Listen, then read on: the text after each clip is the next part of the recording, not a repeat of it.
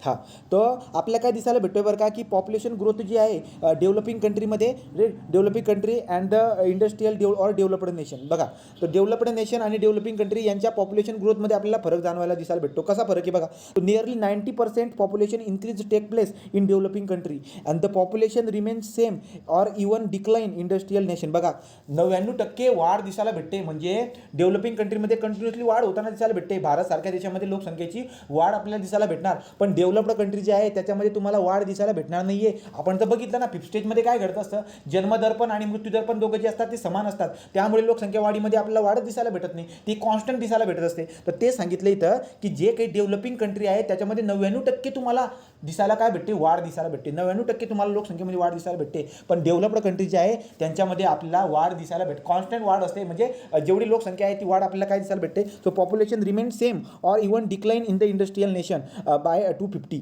तो बघा इथं काय म्हणलेले, 200 इथपर्यंतची बात आपण कंप्लीट केली. आता पुढची बात काय सांगितले, पुढची बात काय सांगितले, बाय 250, तर 2050पर्यंतची बात केलेली आहे. The population developing country is likely to go up 55% and however the total population industrial country is expected to increase only by 4%. तर सांगतात काय माहिती आहे का, आता जेवढी लोकसंख्या आहे 2050पर्यंत त्याच्या किती 55% एवढी लोकसंख्या होऊन जाणार आहे कशामध्ये, डेव्हलपिंग कंट्रीमध्ये. परंतु डेव्हलप्ड कंट्रीचं ऑब्झर्वेशन जर केलं तर दिसायला भेटणार आहे 2050पर्यंत फक्त 4%ची वाढ होणार आहे, जास्त वाढ होणार नाही. ठीक आहे, कारण की त्या ठिकाणी आपण बघितलं कशाचे कोणकोणते फॅक्टर अफेक्ट करत असतात त्याची बात आपण बघितलेली आहे. तो डेव्हलपिंग कंट्रीमध्ये आणि डेव्हलप्ड कंट्रीमध्ये लोकसंख्या वाढीचा दर जो काही असतो तो कशा पद्धतीने असतो त्याच्याबद्दल आपण बघितलं. 2050पर्यंत काय कहाणी होणार आहे तेही आपण बघितलं. तो हा पॉईंट आपला क्लिअर झाला. आता पुढे जाऊया. तर इथं 2018ची लोकसंख्या दिलेली आहे की जास्त लोकसंख्या असणारे जे की देश आहेत त्यांची इथं लोकसंख्या दिलेली आहे. चायना दिलेली आहे, चायना 142.8 करोड एवढी चायनाची लोकसंख्या दिलेली आहे.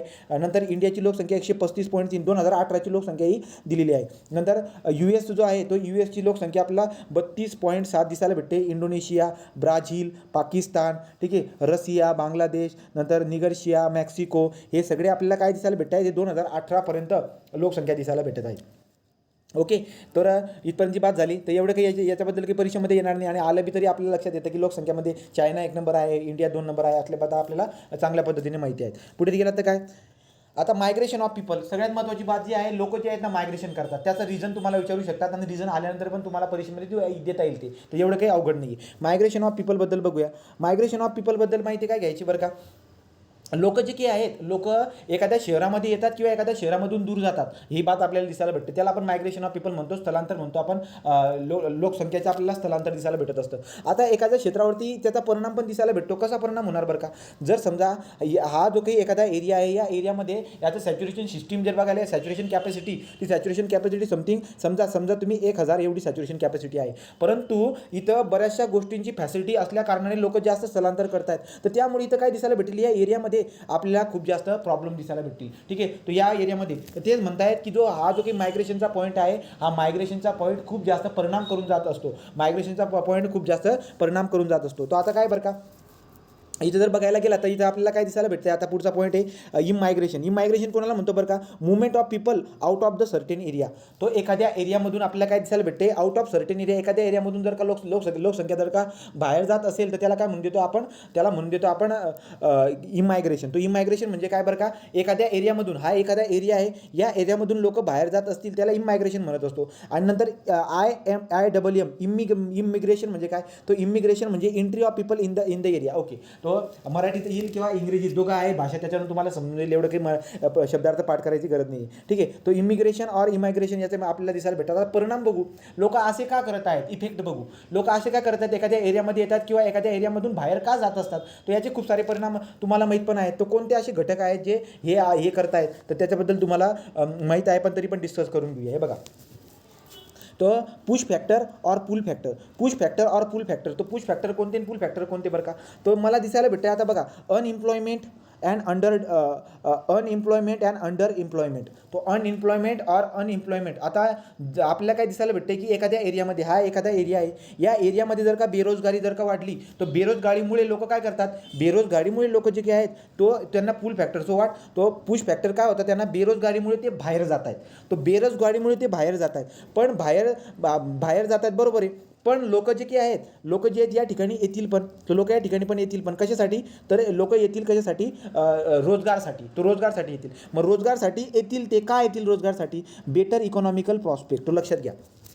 मी काय म्हणतोय की लोक जे काही आहेत एखाद्या एरियामधून लोक जे आहेत बाहेर पण जात असतात का, बेरोजगारीमुळे लोक बाहेर जात असतात, परंतु या एरियामध्ये जर का समजा चांगल्या पद्धतीने जर का रोजगार उपलब्ध असेल तर लोक येतील. बरोबर आहे. तर लोकांना आत येण्याचा आणि बाहेर जाण्याचा हा पहिला फॅक्टर सांगितला मी, एम्प्लॉयमेंट ऑर अंडर एम्प्लॉयमेंट. ठीक आहे. तो एम्प्लॉयमेंट ऑर अंडर एम्प्लॉयमेंट जर का असेल तर लोक बाहेर जातील, परंतु लोक एखाद्या एरियामध्ये बेटर इकॉनॉमिकल प्रॉस्पेक्टच्या याच्याने येत असतात की बाबा तिथे रोजगार आहे, चांगल्या पद्धतीने आपण पैसा कमवू शकतो, म्हणून लोक त्या एरियामध्ये येत असतात. पण लोक सोडून का जातील, पैसा कमवता येत नाही म्हणून लोक जातील. राईट. नंतर इकॉनॉमिकल अनडेव्हलपमेंट म्हणजे काय बरं का, याला आपण याला म्हणतो आर्थिक अविकसितता म्हणतो आपण त्याला. तो इथं जी काय आहे आर्थिक अविकसितता म्हणजे काय, पैशाबद्दल एवढं काही हे नाही आहे. राईट. की लोक काय करतील बरं का, हा एरिया जो आहे या एरियामध्ये खूप जास्त आपल्याला काय दिसायला भेटते, कमी म्हणजे पैसा एवढा खास काही कमवता येत नाही आहे, त्यामुळे लोक काय करतात, इथून जे आहे लोक शिफ्ट होतील. बरोबर. तो हायर सॅलरी, मग लोक कुठे इथं जे आहे ना, इथं पगारच खूप कमी आहे इकड्या. राईट का, तो पगार कमी असल्यामुळे या एरियामध्ये लोक काय करतात, या एरियामध्ये लोक दुसऱ्या ठिकाणी जात असतात. परंतु एखाद्या एरियामध्ये, आता ज्या एरियामध्ये जात आहेत त्या एरियामध्ये आपण का चाललेलो आहोत, त्या एरियामध्ये आपण याच्यासाठी चाललेलो आहे कारण की हायर सॅलरी ऑर इन्कम. तर त्या एरियामध्ये हायर सॅलरी आणि इन्कम असल्या कारणाने आपण तिथे जात असतो. तो अनएम्प्लॉयमेंट ऑर अंडर डेव्हलपमेंट, नंतर economical under development, low wage or salary, तोच पॉईंट पुन्हा येतोय. तो त्याच्यामुळे आपण बाहेर जात असतो. पॉलिटिकल इन्स्टॅबिलिटी ऑर वॉर्स, जर एखाद्या एरियामध्ये खूप सारे युद्ध वगैरे चालत असतील, लोक तिथून स्थलांतर करतीलच. तो बाहेरच्या एखाद्या चांगल्या ज्या ठिकाणी शांतता असेल तिथे जाऊन तिथे जाऊन काय करतील, तिथे जाऊन राहतील लोक. बेटर स्टँडर्ड लिव्हिंग, ज्या ठिकाणी शांतता असेल तिथे जाऊन राहतील. ठीक आहे. So political instability or wars, good governance. पुढे डिस्प्यूट ऑर कॉन्फ्लिक्ट. तो डिस्प्यूट ऑर म्हणजे काय, तेच ते डिस्प्यूट म्हणजे काय, वादविवाद वगैरे जर का होत असतील तर तिथून लोक निघतील आणि चांगल्या सेफ्टीच्या ठिकाणी जाऊन पोहोचतील. लॅक ऑफ द फ्रीडम, स्वातंत्र्य जर का नसेल तर तिथून लोक निघतील आणि चांगल्या स्वातंत्र्याच्या ठिकाणी जाऊन बसतील. तो हे आपल्याला फॅक्टर दिसायला भेटत असतात. परीक्षेत जर का आला याच्याबद्दल तुम्हाला चांगल्या पद्धतीने, तो स्थलांतरचे एखाद्या ठिकाणावरून मी इमायग्रेशन करायचे जे काही हे वाले कारण आहेत आणि एखाद्या ठिकाणी येण्याचे कारण काय आहेत, त्या ठिकाणी चांगल्या पद्धतीने इकॉनॉमिकल प्रॉस्पेक्ट आहे, हायर सॅलरी दिसायला भेटते, बेटर लिव्हिंग स्टँडर्ड आहे, गुड गव्हर्नन्स आहे, सेफ्टी आहे. राईट का, त्यामुळे लोक एखाद्या क्षेत्रामध्ये येत असतात आणि जाण्याची कारणं हे येण्याची कारणं. ठीक आहे. हा पॉईंट झाला. तर तुम्हाला हे सांगितलं होतं मी, हे वाले हे झालेत आपले कवर. ठीक आहे. आता पुढच्या PDF कडे जाऊ.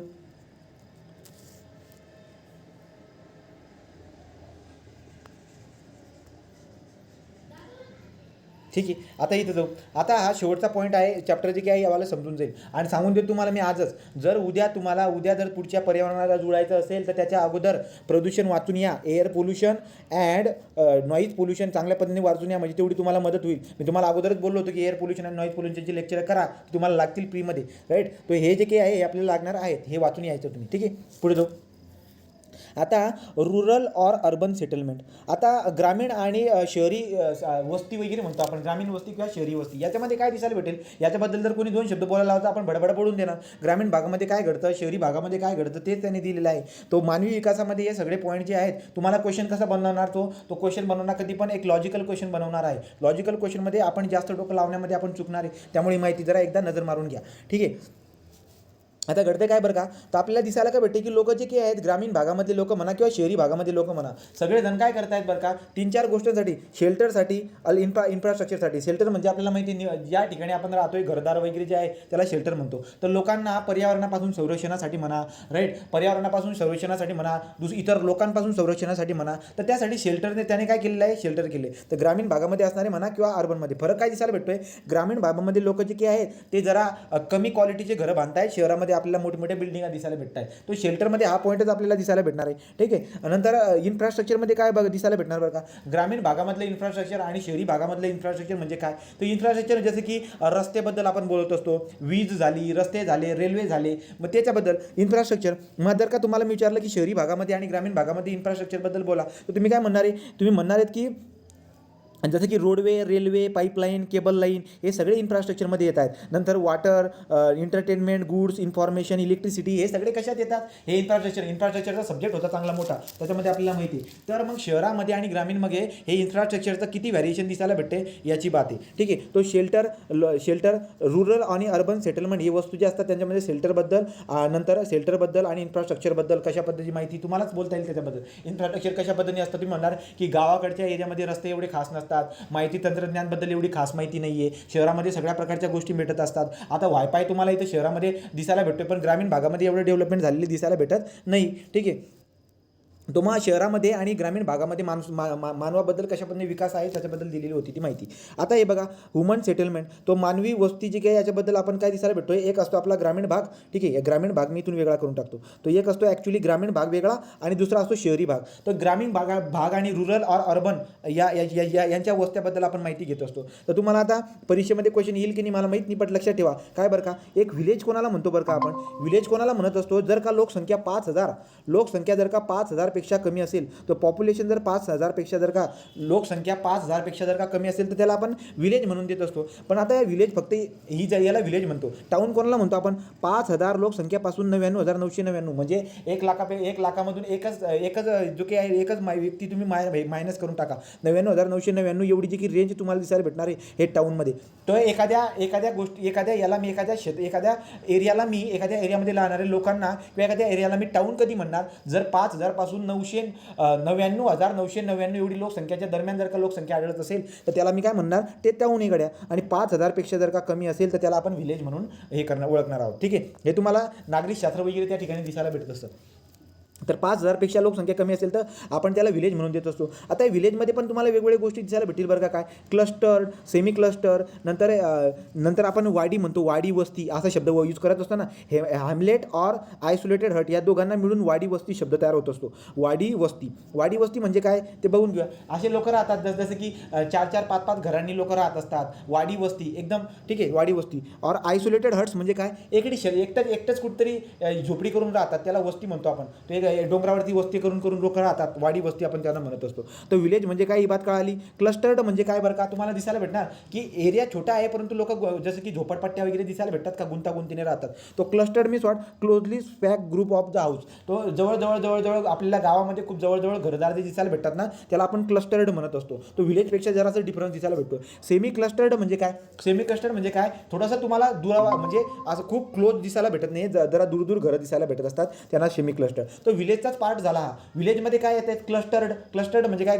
जवळ घरदार दिसायला भेटतात. सेमी क्लस्टर म्हणजे थोडी दूर दिसायला भेटतात, बाउंड्रीवरती जे घरं लोकेट असतात. ठीक आहे. त्याला सेमी क्लस्टर आपण म्हणत असतो.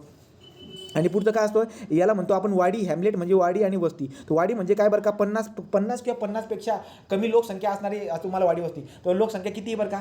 असा एवढा तुम्हाला समूह दिसायला भेटतोय की 50 किंवा 50पेक्षा कमी लोकसंख्या असणारा असे एक समूह दिसायला भेटतो, त्याला वाडी म्हणतो आपण, हॅमलेट. राईट का? आणि आयसोलेटेड हट्स म्हणजे काय? एकच कुठतरी एकच झोपडी दिसायला भेटते, तो एकच झोपडी दिसायला भेटते, त्याला वस्ती म्हणतो आपण. कोणती? तो वाडी वस्ती. आपण त्याला अशा पद्धतीने शब्द दिलेले असतात. ही विलेजची बात झाली. टाऊन म्हणजे काय, विलेज म्हणजे काय झालं. आता सिटीमध्ये पण वेगवेगळे सिटी दिसायला भेटतात. जसं काय बरं का?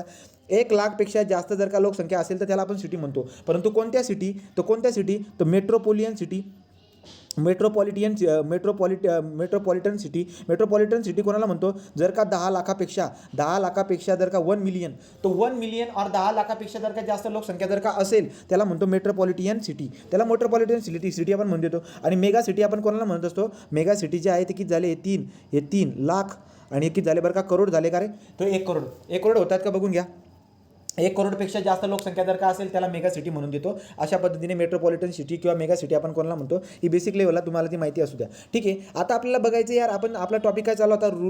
रुरल आणि अर्बन सेटलमेंट. तो ग्रामीण आणि शहरी भागामधला आपण फरक बघत आहोत. काय फरक आपल्याला दिसायला भेटत आहे? तो शेल्टरबद्दल आणि इन्फ्रास्ट्रक्चरबद्दल बेसिक लेवलला आपल्याला बोलता येत होतं. ग्रामीण भागामध्ये आणि शहरा भागामध्ये लोकसंख्यावरून आपण हे बघितलं. आता पुढचा भाग बघायचा आपल्याला की प्रॉब्लेम काय असतात शहरी भागामध्ये. जर तुम्ही बघायला गेलात, तुम्हाला जर कोणी विचारलं पण तुम्ही सरळ म्हणणार आहे की ग्रामीण भागापेक्षा शहरी भागामध्ये खूप सारे प्रॉब्लेम दिसायला भेटत असतात. तर खूप सारे प्रॉब्लेम दिसायला भेटतात, तरी पण आपण शहरी भागामध्ये जाण्यासाठी तळमळ करत आहोत. आपली जी तळमळ चाललेली आहे ही मोबाईलमध्ये बोलायची, बघण्याची, ही शहरी भागामध्ये जाण्याची तळमळ आहे शेवटी. राईट. तो ॲक्च्युली जर बघायला गेला तर इथे लिहिलेलं काय की शहरा भागामध्ये खूप सारे प्रॉब्लेम आपल्याला दिसायला भेटतात. कोणते प्रॉब्लेम आहेत बरं का?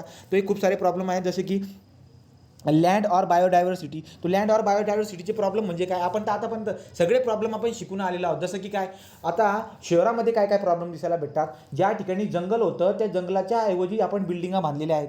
तो जंगलाच्या ऐवजी आपण बिल्डिंगा बांधलेत, याचा अर्थ असा होतोय की आपल्याला आता ऑक्सिजनची कमतरता भासणारी सरळ सरळ दिसायला भेटते. कार्बन डायऑक्साईडचं प्रमाण वाढणार आहे. कार्बन डायऑक्साईडचं प्रमाण वाढल्यामुळे आपल्याला ग्रीन हाऊस इफेक्ट दिसायला भेटत असतो. कार्बन डायऑक्साईड प्रमाण वाढल्यामुळे आपल्या जे काही श्वसनाचे जेवढे काही रोग आहेत ते श्वसनाचे रोग दिसायला भेटत असतात. तो जनरल माहिती आपल्याला दिसायला भेटत असते. आता लँड ऑर बायोडायव्हर्सिटी, तो लँड ऑर बायोडायव्हर्सिटीबद्दल आपण काय बघणार बरं का. लँड ऑर बायोडायव्हर्सिटीबद्दल आपल्याला दिसायला काय भेटते, त्याच्यामध्ये पॉईंट दिले. लॉस ऑफ द क्रॉपलँड, तर ज्या ठिकाणी पिकं उगत होती ती पिकं उगणारी जमीन आता नाहीशी झाली शहरांमुळे. तो शहरामध्ये प्रॉब्लेम दिसायला भेटतात. ज्या ठिकाणी शेती बनू शकत होती आता त्या ठिकाणी लोक राहत आहेत, तर त्यामुळे ती जमीन नाश झाली, ती जमीनचा लॉस झाला. नंतर loss of forest or grassland, बरोबर, तो जंगल वगैरे दिसायला भेटत नाही त्या एरियामध्ये आता, बरोबर आहे. लॉस ऑफ वेटलँड, तो लॉस ऑफ वेटलँड म्हणजे काय बरं का, वेटलँड म्हणजे काय, आपण त्याला हे म्हणतो तळे वगैरे, पाणथळ म्हणतो ना आपण, तर ते पण तुम्हाला दिसायला भेटत नाही. Loss of fragmentation of what wild life and habitat, तेच तर जंगलामध्ये राहणारे जेवढे काही प्राणी आपल्याला दिसायला भेटतात, तेवढ्या एरियामध्ये राहणारे जेवढे काही प्राणी आहेत ते गेले कुठे, ते राईट की नाही, तर ते आपल्याला काय दिसायला भेटतं, त्यांची हानी झालेली सरळ सरळ दिसायला भेटत असते. पुढे काय, increase the wild life road kill, right का. तो आता मला सांगा, शहरच मोठी मोठी शहरं बांधली गेली, मोठी मोठी रस्ते बांधली गेली, तर त्यामुळे काय झालं, रस्त्यावरती तुम्हाला बरेचसे जे काही आहेत असे ॲक्सिडेंटमध्ये वेगवेगळे प्राणी मेलेले दिसायला भेटत असतात. तो वन्यजीवांचे आपण काय म्हणतो, रस्त्यावरील मृत्यूंचे प्रमाण पण वाढताना दिसायला भेटते. कशामुळे घडते,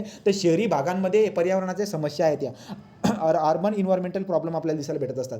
नंतर पुढे इन्क्रीज सॉईल इरोजन, आणि सॉईल इरोजन पण दिसायला भेटत असतात. तर प्रॉब्लेम आले तर तुम्हाला सांगता येईल, राईट की नाही. जर तुम्हाला विचारलं की which of the following are what urban environmental problem, तर एवढे प्रॉब्लेम तुम्हाला सांगता येतील. हे जनरल ऐकून उत्तर देऊन देणार आहे. पुढचं काय बरं का, हे तर झालं लँड ऑर बायोडायव्हर्सिटीबद्दल, की जमिनी कशा पद्धतीने वापरल्या गेल्या आणि जमिनीच्या ऐवजी जमिनी शहरासाठी वापरल्या गेल्यामुळे होणारे परिणामाबद्दल आपण बोलून घेतलं. आजूबाजूच्या बायोडायव्हर्सिटीबद्दल आपण बोललो. आता ह्युमन हेल्थवरती काय परिणाम होतो, तर शहरी भागामध्ये ह्युमन हेल्थवरती परिणाम काय होताना आपल्याला दिसायला भेटतो, तर बघा, कंटॅमिनेटेड ड्रिंकिंग वॉटर, बरोबर आहे. तो जे काही पाणी आता शहरी भागामध्ये भेटत आहे ते पाणी एवढ्या चांगल्या पद्धतीनं नाही आहे, राईट का. दूषित पाणी पिण्याचे जे काही पाणी ते दूषित दिसायला भेटते. नंतर पुढे काय दिसायला भेटतं, इन्व्हायरमेंटल पोल्युशन होणार आहे. इन्व्हायरमेंटल पोल्युशनमध्ये सगळ्या प्रकारचे नॉईज पोल्युशन, एअर पोल्युशन, सगळ्या प्रकारचे पोल्युशन आपल्याला सिटीमध्ये दिसायला भेटतील. दूषित पाणी प्यायला भेटते. अजून काय बरं का, ट्रॅफिक कंजेशन, शहरामध्ये तुम्हाला जबरदस्त दुनियाभरचं ट्रॅफिक कंजेशन दिसायला भेटते. Reduction in the aesthetic value of the city due to waste, बरोबर. आता तुम्ही बघा, एखाद्या शहरामध्ये आपण समजा राहतो आहोत, परंतु शहरामध्ये लोक जे वेस्ट आहे तो वेस्ट कुठल्या तरी एका ठिकाणी डंप करून देतात. त्यामुळे ते शहराची जी काही व्हॅल्यू दिसायला भेटते, ॲस्थेटिक व्हॅल्यू बघण्याचा दृष्टिकोन, मला शहरामध्ये जागे उकरडा जर का दिसायला लागला तर ते शहर किती खराब दिसायला भेटणार आहे. तो ॲस्थेटिक व्ह्यूचा प्रॉब्लेम पण आपल्याला दिसायला भेटत असतो शहरामध्ये, कारण की जो केर कचरा दिसायला भेटतोय, कुठेही लोक डंप करतात, त्यामुळे ती किंमत कमी होताना दिसायला भेटते. तर हे दोन प्रॉब्लेम आपल्या शहरामध्ये दिसायला भेटले. पुन्हा पाण्याबद्दल दिलेलं आहे. आता पाण्याबद्दल ते हे हायड्रोलॉजीमध्ये पण आपण शिकलेलो आहोत. काय बरं का, की शहरामध्ये जेव्हा शहरीकरण झालेलं आहे तर रस्ते बांधले गेलेत, कॉन्क्रीटचे रस्ते बांधले गेलेत. तर रस्ते बांधल्यामुळे काय होतंय बरं का, रस्ते बांधल्यामुळे पाणी जे आहे सरफेस रन ऑफ सरळ पाणी वाहून चाललं जाते, पाणी खाली जिरतच नाही आहे. पाणी अडवा पाणी जिरवाची कन्सेप्ट आपण बघत असतो. आपल्याला काय दिसायला भेटते, पाण्याला अडवून पाण्याला जिरवायचं असतं, खाली जाऊन वॉटर टेबलला राईज करायचं असतं. ज्या ठिकाणी मी राहत आहे त्या ठिकाणी वॉटर टेबल जर का चांगल्या पद्धतीने वाढीसला असेल तर बोर करून मी त्या पाण्याला यूज करू शकतो. परंतु कॉन्क्रीटचे रस्ते बांधल्या कारणाने पाणी पडल्यानंतर सरळ रनऑफमध्ये वाहून चाललं जातं, नदीमध्ये चाललं जातं. मग ते पाणी खाली जातच नाही जमिनीमध्ये, वॉटर टेबल राईज होणारच नाही. त्यामुळे आपण हार्वेस्टिंग जे काही हे करत असतो, आपण काय करतो, पाणी अडवा आणि पाणी जिरवाची कन्सेप्ट जी की असतो ते आपण यूज करत असतो, राईट. ते वॉटरबद्दल बोलून झालं. इन्क्रीज द सरफेस वॉटर बघा आता, increase surface water and ground water pollution. तो सरफेस रन ऑफ जो काय आहे सरळ पाणी वाहून चाललं जातं, हे शहरामध्ये दिसायला भेटते.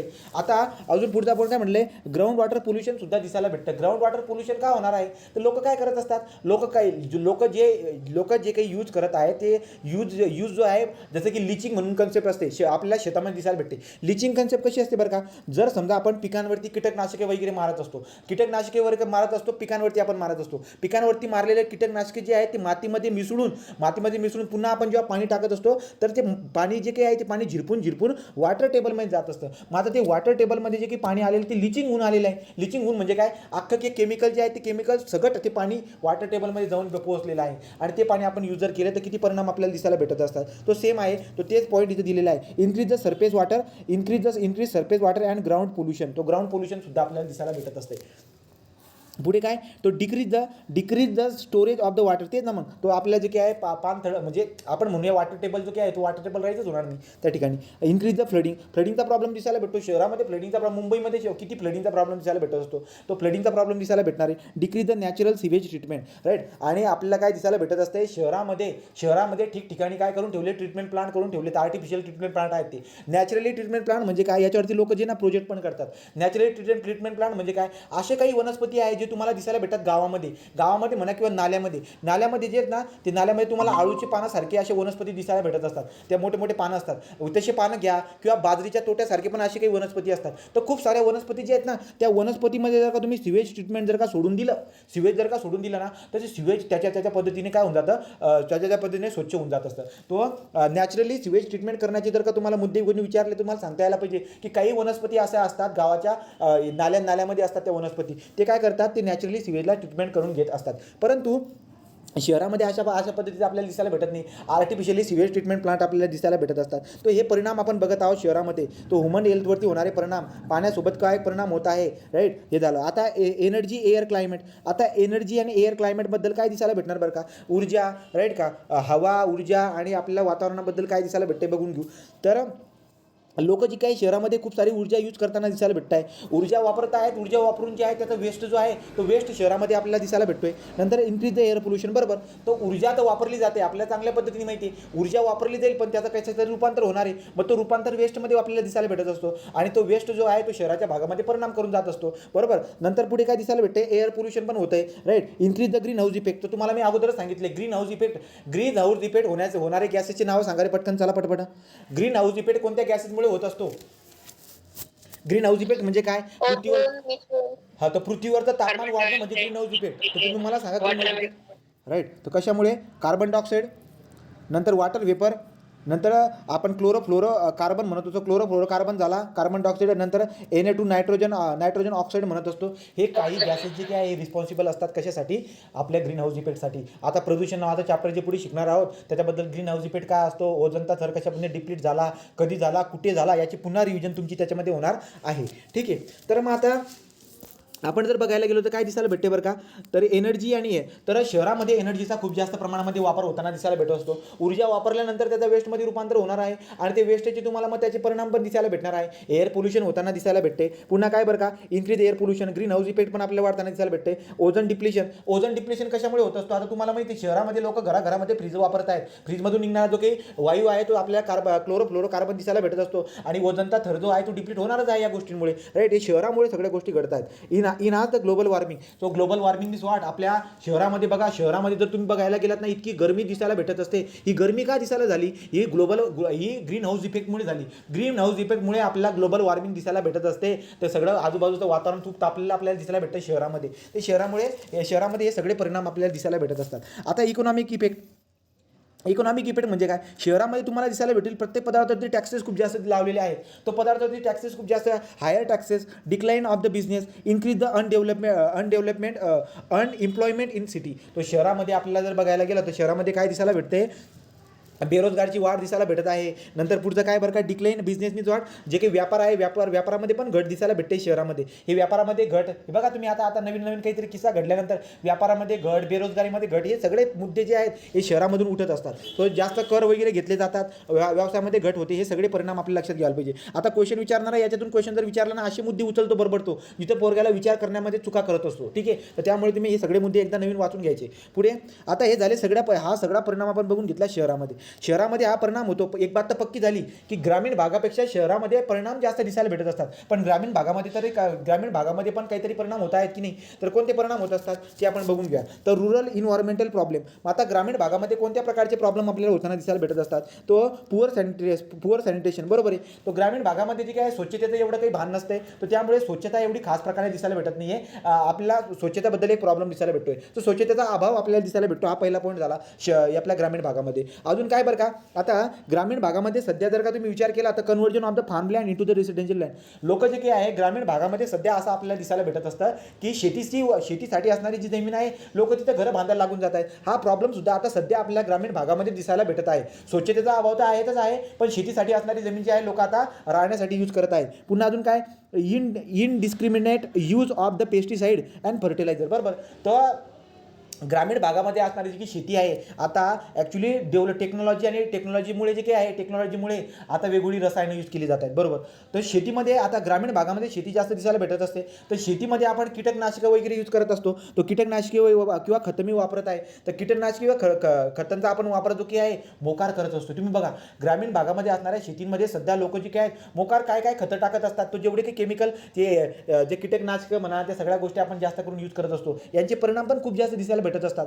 9वी 10वीच्या पुस्तकामध्ये बायोलॉजीमध्ये आपण काय बघितलं होतं की नाल्यांमधून जर का जो की नाला असतो नाल्यांमधून जर का तुम्ही मोटार लावून पाणी खेचून जर का शेतांमध्ये जर का ते पाणी दिलं आणि याच्यामध्ये जर का पिकं उगवली ना, याच्यापासून उगणारी जी पिकं असतात यांच्यापासून खूप सारी आपल्याला रोग दिसायला भेटत असतात. याच्यामध्ये टायफॉइड नावाचा सगळ्यात फेमस जे काही आहे उदाहरण पण आपण लक्षात घ्यायला पाहिजे. नाल्यांमधून आणलेलं जे काही पाणी आहे ते पिकांना जर का तुम्ही दिलं तर त्याच्यापासून आपल्याला रोगराई पसरताना दिसायला भेटत असते. ते सगळे परिणाम घडणारच आहे. मग वेगवेगळ्या जर का तुम्ही कीटकनाशकांचा वापर आणि जे की हे खतं असतात हे फर्टिलायझर यांचा वापर जर का तुम्ही जास्त करून टाकला शेतामध्ये तर काय होणार आहे, तर होणार असं आहे याचा वापर जर तुम्ही जास्त केला तर याचा आपल्याला खूप सारा परिणाम दिसायला भेटणार आहे. आता तो परिणाम काय मी तुम्हाला सांगितलं, लिचिंगचा प्रॉब्लेम. म्हणजे काय, ती जमिनीच्या खाली असणारी जी काही पाण्याची लेवल आपल्याला पाण्याची टेबल, आता एखादी शेती, आता ही शेती आहे, हा शेतीचा एरिया आहे, याच्यामध्ये विहीर केलेली आहे आपण आणि या शेतीच्या आजूबाजूला आपण काय करतो मोकार सेंद्रिय ते खतं वगैरे जे आहे ते खतं म्हणा कीटकनाशकं आपण खूप जास्त यूज करत असतो. नंतर आपण जमिनीमध्ये पाणी पण पुरवत असतो. आता हे सगळं पाणी जे काही लिचिंग होऊन हे पाणी वॉटर टेबलला जात असतं. वॉटर टेबल म्हणजे काय, विहिरीत जात असतं आणि तेच विहिरीचं पाणी आपण पुन्हा शेतीला देत असतो आणि ती पिकं जी आहेत आपल्या चुकीच्या पद्धतीने उगताना दिसायला भेटत असतात, राईट का. तो तीच आहे, ही चुकीची पद्धत असते पिकांची. तर ती पुढे आहे तो मुद्दा आपण पुढे घेतलेला आहे. नंतर पुढे काय बरं का, सॅलिनेशन नंतर desertification and degradation of the land. तो बघा आपल्याला काय दिसायला भेटत असतं, तो ग्रामीण भागामध्ये शिक्षणाचा अभाव म्हणा किंवा शेती कशा पद्धतीने करावी या गोष्टींचा अभाव म्हणा, त्यामुळे काय होत असतं, तर त्यामुळे जे आहे सॅलिनेशनचा प्रॉब्लेम म्हणजे काय बरं का, लक्षात घ्या. पिकं जे आहेत ना जळताना दिसायला भेटतात. का जळतील, कारण की सालचं प्रमाण मातीमध्ये खूप जास्त झालेलं आहे. तो मातीमध्ये सालचं प्रमाण तुम्हाला दिसायला भेटेल की जेव्हा पण तुम्ही ज्या ठिकाणी तुम्ही पाणी वगैरे टाकत आहात, आता सध्या घरामध्ये पण आपल्याला साल्ट वगैरे दिसायला भेटते, बादलीला सगळं साल्ट वगैरे लागलेलं दिसायला भेटतं. तर सेम जे काही आहे ती सेम स्टोरी मातीसोबत घडत असते. तो सगळी माती जी आहे ती आपल्याला सलाईन झालेली दिसायला भेटत असते. तो डिझर्टिफिकेशन विदाउट वाळवंटीकरण, तो वाळवंटीकरण आपण त्याला म्हणत असतो. वाळवंटीकरण झालेलं आहे. तो एक ग्रामीण भागामध्ये हा मुद्दा आपल्याला जास्त दिसायला भेटत असतो. तो क्षारयुक्त जमिनीची निर्मिती म्हणा, वाळवंटीकरणाची निर्मिती म्हणा, राईट का. त्यामुळे आपले जे काही आहे हे सगळा परिणाम आपल्याला ग्रामीण भागामध्ये दिसायला भेटत असतो. तो इथपर्यंत आपलं कव्हर झालेलं असणार. तर कोणता पण क्वेश्चन आला तर तुमच्या लॉजिकने याला सॉल्व्ह करायचं, एवढी बात तुम्ही लक्षामध्ये ठेवायची, ठीक आहे. पुढचा पॉईंट काय, आता इन्व्हायरमेंट अँड हेल्थबद्दल बघणार आहोत. तो इन्व्हायरमेंट आणि हेल्थबद्दल आता काय मुद्दा उचलला, इन्व्हायरमेंट आणि हेल्थबद्दल आपल्याला काय मुद्दा उचलायचा बघून घ्या आता, ठीक आहे. तो इन्व्हायरमेंट आणि हेल्थबद्दल जर तुम्ही बघायला गेलात तर पर्यावरण आणि आरोग्य याच्यामध्ये बरेचसे मुद्दे आहेत. जसं की पर्यावरण बोलतोय तर खूप सारे तुम्ही पोल्युशनबद्दल बघतायत. पोल्युशनबद्दल काय, हवा प्रदूषणबद्दल, ध्वनी प्रदूषणबद्दल, पाणी प्रदूषणबद्दल, माणसावरती काय परिणाम घडतंय, माणसाच्या आरोग्यावरती, आजूबाजूला पर्यावरणामध्ये बदल झाल्यामुळे माणसाच्या आरोग्यावरती होणारे परिणाम, हा मुद्दा आपल्याला अभ्यासायचा आहे आता, ठीक आहे. तो पर्यावरण आणि आरोग्य, इन्व्हायरमेंट अँड हेल्थ याच्याबद्दल आपण बघणार आहोत. आपल्याला माहिती आहे बरं का, आता नॅचरल रिसोर्स म्हणून आपल्या सिलेबसचा पॉईंट आहे. एक प्रदूषण आणि नॅचरल रिसोर्स हे दोनच चॅप्टर बाकी आहे. यांना डिटेलमध्ये शिकवून गेले तर सगळे प्रकारचे क्वेश्चन सॉल्व्ह होऊन जातील, ठीक आहे. तर आता बघा नॅचरल रिसोर्स जे काही आहेत, नॅचरल रिसोर्स कोणकोणते असते, हवा पाणी, हे आपले हवा झाले, पाणी झाले, हे आपले नॅचरल, वनस्पती वगैरे हे नॅचरल रिसोर्सेस आहेत, बरोबर की नाही. सूर्य, हवा, पाणी, वनस्पती हे सगळे आपले नॅचरल रिसोर्स दिसायला भेटत असतात. तर नॅचरल रिसोर्समुळे आपल्याला काय दिसायला भेटते की नॅचरल रिसोर्स जे एक माणसासाठी एक गिफ्टच आहे, बरोबर की नाही, बरोबर बात आहे. तो माणसासाठी एक गिफ्ट म्हणून काम करत असतात नॅचरल रिसोर्सेस. तर नॅचरल रिसोर्स जर का गिफ्ट सारखे काम जर का करत असतील तर त्यांना सांभाळायची जबाबदारी पण आपली आहे, राईट की नाही. तर त्यांना सांभाळायची जबाबदारी आपली आहे. का, कारण की आपल्याला काय दिसायला भेटत असते, ह्युमन रिसोर्समुळे आपण जगत आहोत. आता त्यांना जर का आपण खराब केलं तर आपल्या जीवनावरतीही आपल्याला वेगवेगळ्या प्रकारचे परिणाम दिसायला भेटत असतात. हा मुद्दा त्याच गोष्टीची रिलेट करत आहे. तर काय बरं का, की जे काही नॅचरल रिसोर्स आहेत त्या नॅचरल रिसोर्सवरती आपण अवलंबून आहोत, त्यांच्यामुळे आपली जिंदगी एकदम बढिया प्रकारे असते. परंतु जर का आपण त्यांचा वापर, जे नॅचरल रिसोर्सेसचा वापर जर का आपण योग्य पद्धतीने केला नाही किंवा त्यांना खराबीच्या माध्यमाकडे जर का गेलो, की ह्युमन रिसोर्स आपलं नॅचरल रिसोर्सेस जर का आपण खराब जर का केलं, तर त्याचा डायरेक्टली इम्पॅक्ट आपल्या लाईफवरती होत असतो. ठीक आहे, ही वाली बात आपल्याला दिसायला भेटत असते. तो आपल्याला काय दिसायला भेटणार, डायरेक्टली इम्पॅक्ट कसा होणार आहे, जर तुम्ही नॅचरल रिसोर्सला व्यवस्थित पद्धतीने जर का वापरलं नाही, त्यांचा परिणाम चुकीच्या पद्धतीने करून किंवा त्यांच्यावरती वेगळा जर का तुम्ही इम्पॅक्ट जर का केला, त्यांच्यावरती इम्पॅक्ट आणला तर तुमच्यावरती इम्पॅक्ट होणार. तो कसा इम्पॅक्ट बरं का, तर ते सांगितलं इथं, जसं की shortening of life span, health, आरोग्य चांगलं राहणार नाही, नंतर विकृती दिसायला भेटेल. विकृती म्हणजे काय, आरोग्याबद्दलची ती कंडिशन असते, विकृती म्हणतो आपण त्याला, राईट. तो पुन्हा शॉर्टनिंग ऑफ लाईफ स्पॅन, तो जे काही आपल्याला जिंदगी जी आहे ती जिंदगी कमी होताना दिसायला भेटते. कोणी 50 मध्ये मरतोय, कोणी 40 मध्ये मरतोय. ते सगळं कशामुळे घडते, कारण की आपण जो नॅचरल रिसोर्स आहे यांचा योग्य पद्धतीने वापर केला नाही, त्याची बात दिसायला भेटत असते. तर ठीक आहे, पुढे काय बरं का, तर WHO ने एक बात सांगितली होती. WHO ने काय सांगितलंय बरं का, की आरोग्य, हेल्थ आपण कोणाला म्हणत असतो, WHO ने हेल्थ कोणाला म्हटलं याच्याबद्दल डेफिनेशन विचारू शकतात. तर लक्षात राहू द्या, हेल्थ म्हणजे काय बरं का, एक अवस्था आहे, एक स्टेट आहे, एक फेज आहे, एक स्टेट आहे. कोणती फेजबद्दल बोलतोय आपण, तर एक स्टेट कोणती बरं का, तो फिजिकल, मेंटल अँड सोशियल. तो सामाजिक तौरवरती आपण स्टेबल आहोत, तो सामाजिक स्टोअरवरती स्टेबल आहोत म्हणजे काय बरं का, सगळा समाज एकदम सुख समृद्धीने राहत आहे, त्याच्याबद्दल मी बोलतोय, राईट का नाही. दुसरी बात काय बरं का, तर दुसरी बात जी आहे ती म्हणजे फिजिकल अँड मेंटल.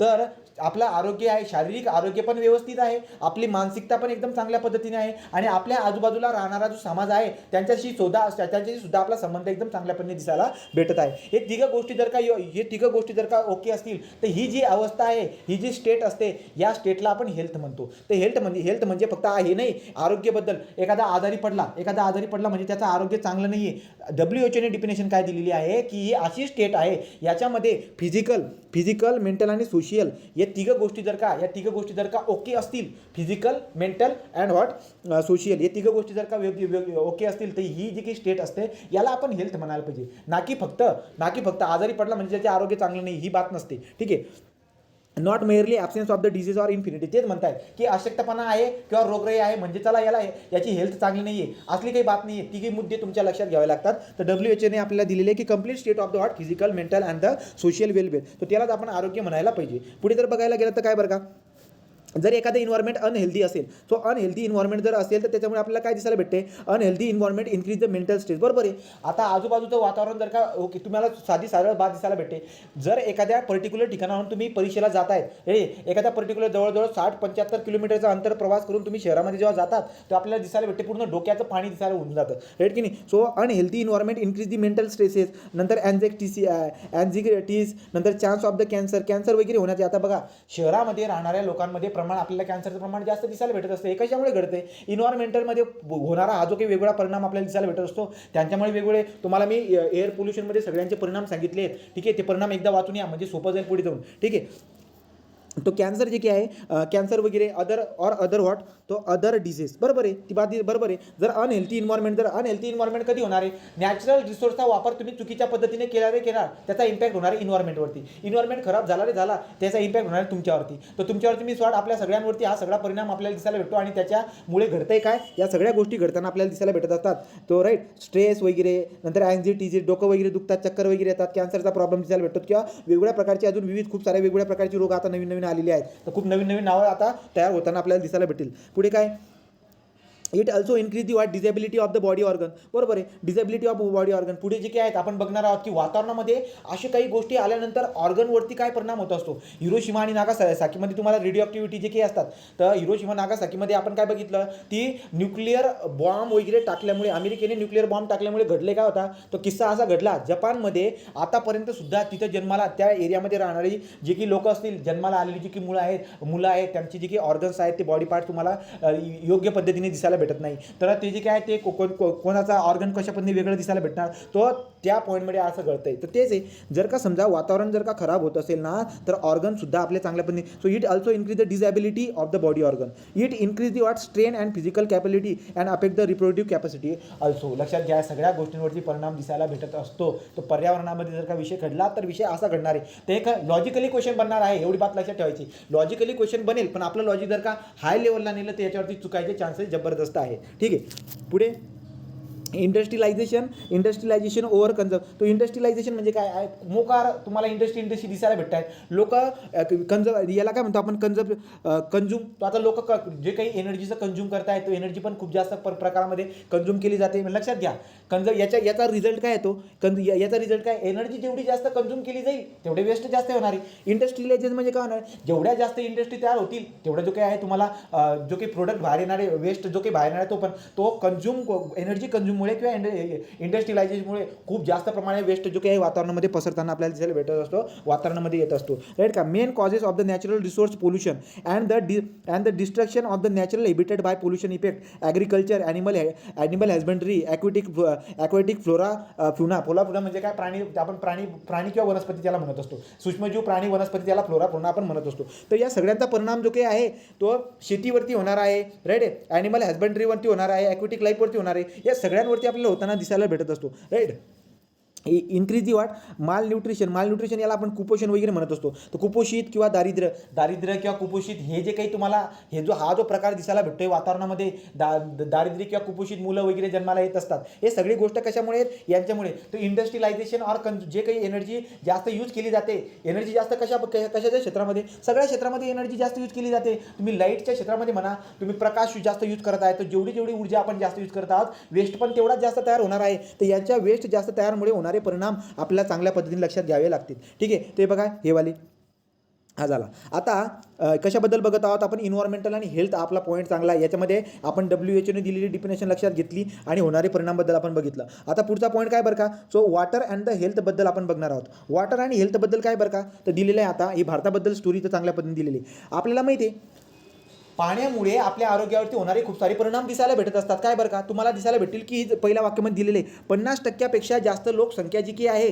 तो आपल्या काय म्हणतात, 50% जास्त लोकसंख्या आपल्या देशामधली यांना पिण्यास योग्य रीतीने पाणी भेटत नाही. लक्षात आलं का. So what does not have access to the potable water. दिसायला काय भेटते की 50% जास्त लोकसंख्या जी की आहे देशामधली, 50% जास्त लोकसंख्या यांना पिण्यास योग्य पाण्याची सुविधा उपलब्ध नाही आहे. या घडीला जर का तुम्ही ऑब्झर्व केलं तर 50% जास्त लोकसंख्यांना जर का पिण्यास योग्य रीतीने पाणी जर का भेटणार नाही तर पाण्यापासून होणारे रोगराई तुम्हाला चांगल्या पद्धतीने माहिती आहे. ठीक आहे. तो काय बरं का, 80% डिजीज आर वॉटर बॉर्न. लक्षात घ्या, 80% जी रोगराई वातावरणामध्ये पसरणारी जी असते ना, ती पाण्यामुळे पसरणारी असते किंवा पाण्यामुळे जन्मास आलेली असते. तो 80% रोगराई जी आहे ते पाण्यामुळे जन्मास आलेली आहे. पाणी जर का दूषित असेल तर त्याच्यामुळे रोग जे काही जन्माला येतील, 80% रोगराई पाण्यामुळे जन्माला येत असते. ठीक आहे. अँड वॉट पुढे, तो unclean and poor water condition kill more than 13. ही संख्या तुम्ही लक्षात ठेवू शकता. तो लक्षात घ्या. तर लोकांना जे काही आहे अशुद्ध पाणी प्यायला भेटते, अशुद्ध पाणी प्यायला भेटते लोकांना, किंवा लोकांसोबत काय होते, अशुद्ध पाणी प्यायला भेटते किंवा लोकांना पाणी प्यायलाच भेटत नाही आहे. त्यामुळे जवळजवळ 13 मिलियन म्हणजे काय, 130 लाख, 13 × 10 लाख. तो 13 × 10 लाख म्हणजे 130 लाख म्हणजे 1.3 करोड एवढी लोकसंख्या जी आहे आपली फक्त पाण्यामुळे मिळते. कशा पाण्यामुळे म्हणजे काय, अशुद्ध पाणी पिल्यामुळे किंवा पाण्याच्या कमतरतेमुळे एवढी लोकसंख्या मरताना दिसायला भेटत असते. ठीक आहे. पुढे जर बघायला गेलं तर काय बरं का, आता आपल्या चांगल्या पद्धतीने माहिती आपण इन्व्हायरमेंटमध्ये शिकलेलो. काय बरं का, आपण बघितलेलं आहोत काय की जी रिव्हर आहे त्याची BODची व्हॅल्यू असते. BODची व्हॅल्यू आपल्याला तिथं दिसायला भेटते. ती BODची व्हॅल्यू कशासाठी असते बरं का, याचा अर्थ काय आहे की जो काही वेस्ट आहे घरदारामधला जो वेस्ट असतो तो घरदारामधला वेस्टला आपल्याला विल्हेवाट लावायची असते. बरोबर आहे. तर घरामधून येणारा जो केर कचरा म्हणा किंवा दुसरा जो वेस्ट असतो त्या वेस्टला आपल्याला काय करावं लागतं, विल्हेवाट लावायची असते. मग विल्हेवाट लावण्यासाठी लोकांनी काय केलं, एक तर त्याला जमिनीवरती टाकलं, एक तर समुद्रामध्ये टाकलं किंवा पाण्याचे जे सोर्सेस असतात त्यांच्यामध्ये टाकतात. कारण की पाण्याच्या सोर्सेसमध्ये काय होते, त्या पाण्याच्या सोर्सेसमध्ये ते चांगल्या पद्धतीने काय होऊन जातात, त्याच्यामध्ये ऑर्गॅनिक मॅटर जो काही आहे तो ऑर्गॅनिक मॅटर चांगल्या पद्धतीने काय होऊ शकतो, कमी होताना आपल्याला दिसायला भेटत असतो. मग आता ॲक्च्युली काय असतं, जर का तुम्ही सरळ निघाला इंडस्ट्रीमधून येणारा वेस्ट म्हणा, घरातून येणारा वेस्ट म्हणा, तो जर डायरेक्टली तुम्ही एखाद्या नदीमध्ये जाऊन जर का सोडला त्याचे परिणाम तुम्हाला चांगल्या पद्धतीने माहिती आहे. तो आपण अगोदर त्याला ट्रीट करायला पाहिजे असा मुद्दा आपल्याला दिसायला भेटत असतो. तर तेच discharge of the untreated water आपण बघत काय आहोत की पाण्यामुळे आरोग्यावरती होणारे परिणाम. आता तेच ना, मग जर समजा इंडस्ट्रीमधून किंवा घरामधून येणारा जो काही वेस्ट आहे तो वेस्टला डायरेक्टली तुम्ही जर का नदीमध्ये डिस्चार्ज करून टाकलं तर दिसायला काय भेटणार आहे, खूप सारे रोगराई जन्माला येताना दिसायला भेटणार, पसरताना दिसायला भेटणार आहे. राईट. त्यामुळे अगोदर त्याला त्या नदीमध्ये टाकण्याच्या अगोदर त्याच्यावरती काय करा, ट्रीटमेंट करा, राईट की नाही. तो तेच तो discharge of the untreated sewage and organic load in the water body increase the chance of the chlorella काय म्हणते याला कोलेरा झाला, टायफॉइड झाला, कोलेरा, टायफॉइड, नंतर डायरिया, नंतर हेपेटायटिस, तो कावीळ डायरिया, नंतर कोलेरा यांची नवीन जे की ही जी रोगराई आहे ती सगळं बघा. तुम्हाला क्वेश्चन याच्यामध्ये काय विचारू शकतात, पाण्यामुळे पसरणारी रोगराई सांगा. तर पाण्यामध्ये पसरणारी रोगराईमध्ये काय सांगायचं, तो कोणकोणती रोगराई पाण्यामुळे, टायफॉइड झाला.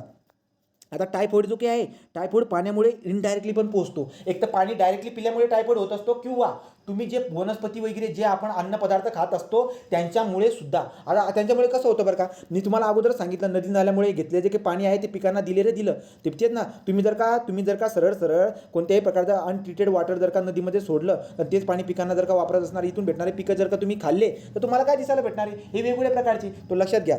पाण्यामुळे होणारी रोगराई कोणती आहे, कोलेरा, टायफॉइड, डायरिया, हेपेटायटिस ज्याला कावीळ म्हणतो आपण, ही सगळी जी काही रोगराई हे पाण्यामुळे आपल्याला दिसायला भेटत असते. पाण्यामुळे पसरणारी रोग म्हणा, ठीक आहे. नंतर पुढे काय, कोणता पॉईंट होता, हां झाला, different type of the untreated toxic effluent heavy metals discharge in the water industry. बरोबर. तो आपल्याला काय दिसायला भेटतं की इंडस्ट्रीकडून आलेले जेवढे काही हे हेवी मेटल्स वगैरे असतील, तो हेवी मेटल्स म्हणा, नंतर टॉक्सिक इफ्लुएंट, तो सरळ आपण पाण्यामध्ये सोडून देतो यार, आणि त्याच्यामुळे होणारे परिणाम चांगल्या पद्धतीने माहिती आहे आपल्याला, राईट. Leaching and seepage. मग तेच आता ग्रामीण भागामध्ये आपण जो मुद्दा उचलला होता काय बरं का, की ग्रामीण भागामध्ये लोक काय करतात, कीटकनाशकं किंवा जे काही खतं आहेत, फर्टिलायझर, त्यांचा वापर जास्त प्रमाणे करतायत. ते मातीमध्ये जाऊन बसते, आणि पाणी अजून वरतून जेव्हा आपण पाणी देतोय ना पिकांना, तेव्हा ते पाणी काय करते, खाली जमिनीमध्ये जेव्हा जातं ना, ते सगळे केमिकल्स घेऊन जातं. त्यामुळे वॉटर टेबलमध्ये आपल्याला काय दिसायला भेटते, सगळे केमिकल ते वॉटर टेबलमध्ये ॲड झालेले. तो ड्यू टू द लिचिंगमुळे काय झालंय की वॉटर टेबलमध्ये असणारे जे पाणी आहे ते दूषित दिसायला भेटते, आणि तेच विहिरीमध्ये येते, आणि विहिरीतलं पाणी आपण पितोय, आणि त्याच्यामुळे आपल्याला टायफॉइड वगैरे रोगराई होताना दिसायला भेटत असते. Leaching and the seepage agrochemicals such as the pesticides, synthetic organic chemicals, नंतर याचा लॉंग फॉर्म पुन्हा येईल बरं का, POP, तो परसिस्टेड ऑर्गॅनिक पोल्युटंट ज्याला POP म्हणतो आपण, gets release in the surface and ground water table affect the human health. ही बात आपल्याला चांगल्या पद्धतीने माहिती आहे. तर पाण्याचा माणसाच्या आरोग्यावरती कशा पद्धतीने परिणाम होत असतो याच्याबद्दल आपण डिस्कशन करून टाकलंय चांगल्या पद्धतीने, ठीक आहे. पुढचा पॉईंट जर आपण बघायला गेलो तर काय बरं का, तर पुढचा पॉईंट जो असतो आपला एअर अँड हेल्थ. आता हवा आणि माणसाचं आरोग्य, आपण इन्व्हायरमेंट आणि हेल्थचा टॉपिक बघत आहोत ना, पहिलं पाणी आणि आरोग्य याच्यासोबत बघितलं, आता हवा आणि आरोग्य याच्याबद्दल आपण बघणार आहोत. इथं काय दिसायला भेटते बरं का, इथं आपल्याला दिसायला भेटते की यार आपली हवा जी आहे, या हवामध्ये खूप सारे आपल्याला प्रश्न पण विचारला आहे, आता MPC मध्ये विचारला होता तो, हवेमध्ये जे काही वेगवेगळ्या प्रकारचे काय असतात, मिक्सचर असतात, जसं की ऑक्सिजनचं काही प्रमाण 21% दिसायला भेटतंय, नायट्रोजनचं 79% दिसायला भेटतात, अदर 1% दिसायला भेटतात. तर हे जे काही आहेत हे हवेमध्ये आपल्याला वेगवेगळे डिफरंट गॅसेस दिसायला भेटत असतात. हे डिफरंट गॅसेस जे आपल्या हवेमध्ये आहेत त्यांचा फायदा आणि तोटा या दोघं पद्धतीने आपल्याला दिसायला भेटत असतो. जसं की काय, ऑक्सिजनचा आपल्याला फायदा आहे, परंतु कार्बन डायऑक्साईडचा, कार्बन मोनॉक्साईडचा आपल्याला तोटा आहे. कार्बन मोनॉक्साईडचा किंवा नायट्रोजन ऑक्साईडचा काय तोटा असतो ही बात मी तुम्हाला चांगल्या पद्धतीने सांगितले. आपल्या जे काही ब्लड आहे, ब्लडचे जे काही सेल्स असतात त्यांच्यावरती ते परिणाम करून जातात, आणि आपल्याला ते चांगल्या पद्धतीने बात माहिती आहे. एअर पोल्युशनमध्ये अजून त्यांना पुढे जाऊन आपण शिकणार आहोत, ठीक आहे. तर लक्षात घ्या, तो एअर पोल्युशन जो काय वेगवेगळ्या याच्यामध्ये आपल्याला दिसायला भेटते की वेगवेगळ्या गॅसेसचं मिक्सचर आहे. The composition of the air Altered by the primary और सेकंडरी पोल्युटंट. तो प्रायमरी पोल्युटंट आणि सेकंडरी पोल्युटंट कोणाला म्हणतात सांगा रे पटकन. प्रायमरी पोल्युटंट कोणाला म्हणतो, सेकंडरी पोल्युटंट आपण कोणाला म्हणतो, पटकन सांगा. प्रायमरी पोल्युटंट कोणाला म्हणतात तुम्ही? प्रायमरी पोल्युटंट्स म्हणजे सोर्स मधून डायरेक्ट बाहेर पडणारे, आणि सेकंडरी म्हणजे प्रायमरी सोबत किंवा पाण्यासोबत, रिॲक्ट वगैरे होऊन. हां, तो एक तर प्रायमरी एकत्र येऊन किंवा प्रायमरी पाण्यासोबत एकत्र येऊन भेटतात आपल्याला सेकंडरी पोल्युटंट. तो सेकंडरी पोल्युटंट आणि प्रायमरी पोल्युटंट जे आहे यांची परिणाम आपल्याला चांगल्या पद्धतीने माहिती आहेत, बरोबर. तो प्रायमरी पोल्युटंट आणि सेकंडरी पोल्युटंट जे आहे असे दोन प्रकारचे पोल्युटंट आपल्या हवेमध्ये पसरताना दिसायला भेटत असतात, आणि हवेमध्ये पसरलेले गेलेले जे काही हे पोल्युटंट आहेत यांचा परिणाम आपल्याला चांगल्या पद्धतीने माहिती आहे माणसाच्या आरोग्यावरती. याच्यावरून मोकार क्वेश्चन बनणारी परीक्षेमध्ये, ठीक आहे. तो पुढे जाऊन बघणार आहोत. It change the quality of the air and cause the harm to health of organism and human being. बरोबर आहे. तर जेवढे काही आपल्या आजूबाजूला असणारे, आपण काही फक्त पृथ्वीवरती एक तर माणूसच राहतोय का, नाही, आजूबाजूला किती सारे आपल्याला जीवजंतू दिसायला भेटत आहेत, तर यांच्यावरती सुद्धा त्याचा परिणाम होताना दिसायला भेटत असतो. तर हवेमध्ये जे काही आहेत, हवेमध्ये प्रायमरी किंवा सेकंडरी पोल्युटंटमुळे जे आहे आपल्यावरती आणि आजूबाजूच्या इकोसिस्टीमवरती आपल्याला परिणाम दिसायला भेटत असतो. सो हवा जी काही आहे हवा मुवेबल एंटिटी आहे. मुवेबल एंटिटी म्हणजे काय, हवेमध्ये प्रसार होताना आपण बोलतो ना, हवेमध्ये प्रसार होतो एखाद्या रोगचा, हवेमध्ये प्रसार होतो म्हणजे काय, हवा इकडून तिकडे वाहते, त्यामुळे हवा इकडून तिकडे वाहिल्यामुळे आपल्याला रोग वगैरे दिसायला भेटत असतात. मग आता या ठिकाणी जर का आपण प्रदूषण करून ठेवलं मोकार, हवेमध्ये ते प्रदूषण होणार आहे आणि इथली हवा वाहून पडून कुठल्या दुसऱ्या ठिकाणी जाऊन काय प्रदूषण करणार आहे. त्यामुळे आपल्याला दिसायला भेटतं की पूर्ण इकोसिस्टीममध्ये आपल्या हवेबद्दल प्रदूषण दिसायला भेटत असतं, कारण की हवा ही मुवेबल एंटिटी आहे. It affects the global health आणि पूर्ण आजूबाजूला याच्यावरती परिणाम दिसायला भेटत असतो. आता इथं पॉईंट काय सांगितलं आहे बघा, पर्टिक्युलर मॅटर. चला सांगा बरं का, पर्टिक्युलर मॅटर हे कोणत्या प्रकारचं पोल्युटंट आहे. पर्टिक्युलर मॅटर कोणत्या प्रकारचा पोल्युटंट आहे आठवत आहे. तो पर्टिक्युलर मॅटर जो काही असतो, पर्टिक्युलर मॅटर आपला प्रायमरी पोल्युटंट असतो. तो पर्टिक्युलर मॅटर जो आहे प्रायमरी पोल्युटंट आहे, ज्याला डस्ट पार्टिकल वगैरे म्हणत असतो आपण. तो डस्ट पार्टिकल जे धुके तुम्हाला दिसायला भेटत असतात, धुके वगैरे दिल्लीमध्ये होणारे जे किस्से असतात, गाडी सुद्धा पुढे दिसत नाही, ते पर्टिक्युलर मॅटरमुळे घडते. तर पर्टिक्युलर मॅटरबद्दल ज्याची साईज जी ना 2 मायक्रोमीटर ते 10 मायक्रोमीटर असते, तसल्या साईजचे जे पर्टिक्युलर मॅटर असतात, धूळ वगैरे आपण त्याला म्हणत असतो, राईट का, सूट ऑर डस्ट. नंतर टॉक्सिक गॅसेस असतील किंवा agrochemical are responsible for degradation of the air quality. Air quality index आपण बघणार आहोत पुढे जाऊन. एअर याच्यामध्ये एअर क्वालिटी इंडेक्स किती असायला पाहिजे. सीपीसीबी जी काय आहे, सीपीसीबी काय काम करत असते, एअर पोल्युशनवरती आणि वॉटर पोल्युशनवरती काम करत असते. गोष्टीला वाचण्यामध्ये ठेवा, पुढे अभ्यास करण्यामध्ये सिलेबस तर पूर्ण संपून जाईल, पण मागे पाठ आणि पुढे सरसपाट होऊन जाईल. ठीक आहे.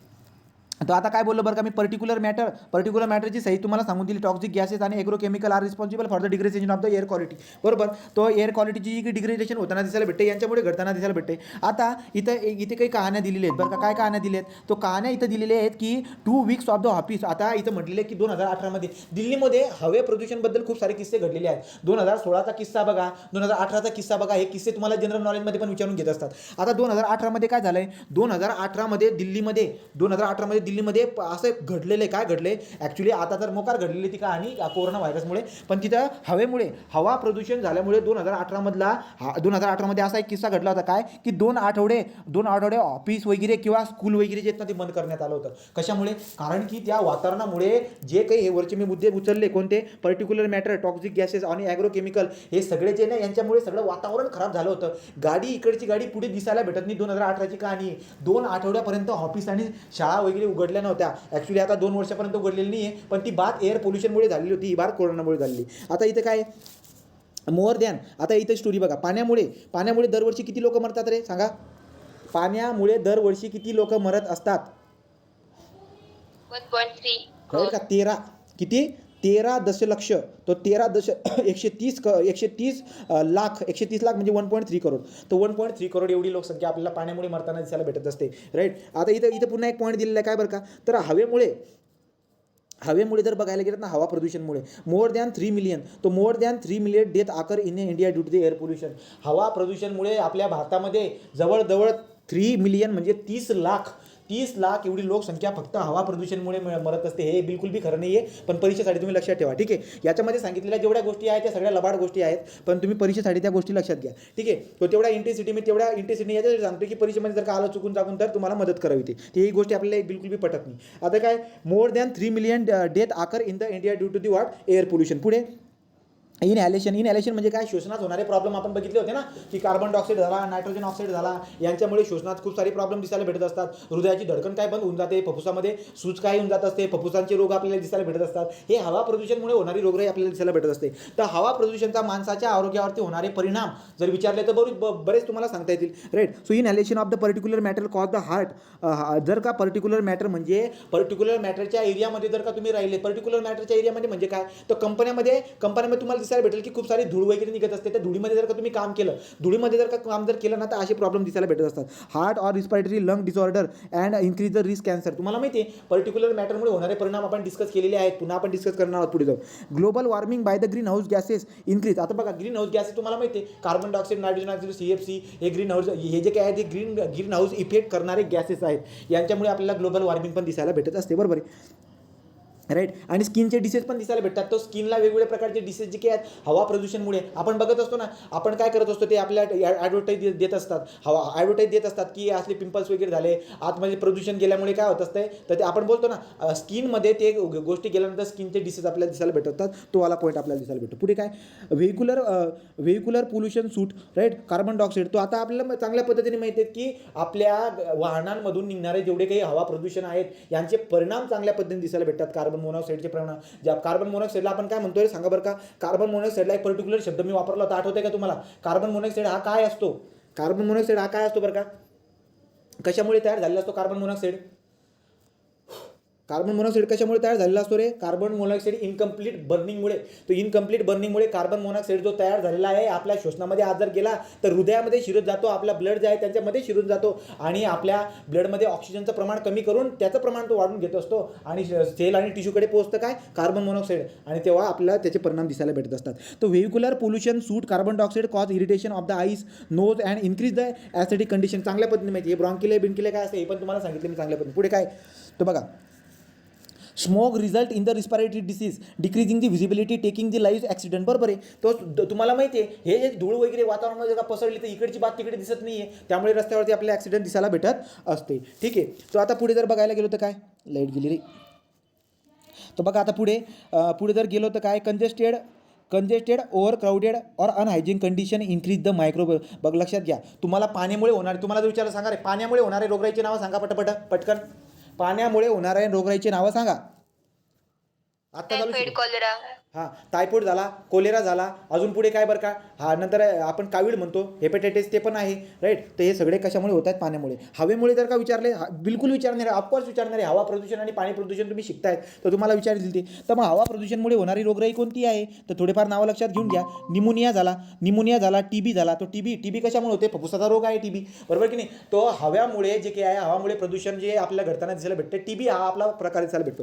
हवामुळे जो काही रोगराई किंवा हवामुळे रोगराई पसरल्यामुळे तो टीबी आपल्या होताना दिसायला भेटतो. निमोनिया आहे, पोलिओ आहे राईट. आता नंतर वुपिंग कफ मीन्स व्हॉट, त्याला आपण कोणता डांग्या खोकला म्हणतो. डांग्या खोकला म्हणजे खाऊ करतो आपण, तसला खोकला असतो राईट. तो डांग्या खोकला, पोलिओ हे वेगवेगळ्या प्रकारची रोग आपल्याला हवेमुळे दिसायला भेटत असतात. ठीक आहे. आता कोरोना व्हायरस पण याच्यामध्ये टाकून द्या. पुढे काय, the basic necessity. Actually air पोल्युशनमुळे होत नाही आहे कोरोना व्हायरस, जाऊ द्या आता काय बोलू मी, सोड. तर basic necessity of the life is a poor air. Basic necessity of the life, बरोबर आहे. ॲक्च्युली हवा जी आहे ती शुद्ध असायला पाहिजे आणि हवा शुद्ध करण्यासाठी आपण खूप धडपड पण केली होती. हवा शुद्ध करण्यासाठी 2 पद्धती बघितल्या आपण. आर्टिफिशियल मेथड आहे आपल्याकडे आणि दुसरी कोणती आहे, आर्टिफिशियल मेथड आणि दुसरी कोणती मेथड आहे आपल्याकडे, तर दुसरी नॅचरल मेथड पण आहे. नॅचरल मेथडमध्ये काय घडतं, आर्टिफिशियल मेथडमध्ये काय घडतं याचा अभ्याससुद्धा केलेला आहे, त्याला पुन्हा वाचा. ठीक आहे. Is quality degradable and is life all organism. पुढे काय, केस स्टडी. आता केस स्टडी काय गेली बरं का, दिल्ली पोल्युशनमध्ये केस स्टडी केली गेली. ही बात आहे 2016ची. ही 2016ची बात आहे. दिल्लीमधली 2018ची बात तर आपण करून टाकली. आता 2016ची बात बघा.